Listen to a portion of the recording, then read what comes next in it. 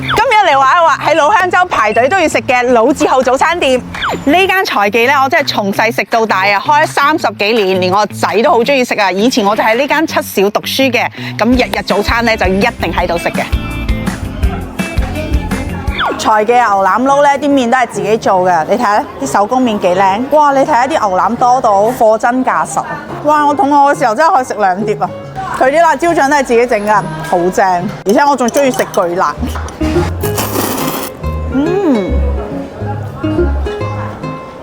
太正啦！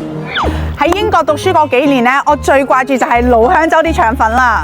喺獅山路咧，呢間成記腸粉咧，我好多住北山嘅朋友都會專登過嚟食㗎。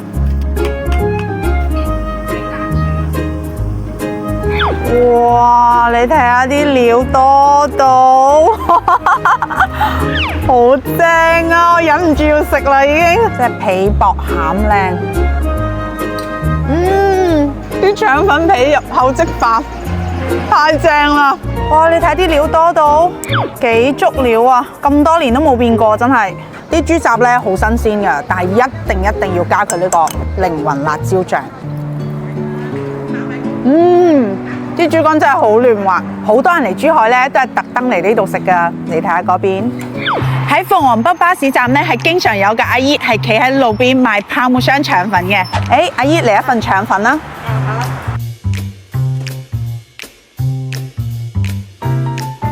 哇！諗唔到啊，而家都係賣3蚊半。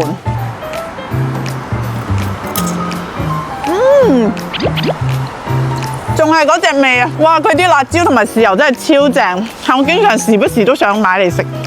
香洲貨入邊仲有一間豆磨坊，佢啲豆製品全部都係自己整噶。老細唔該，一個油條，一杯豆漿。好，唔該晒。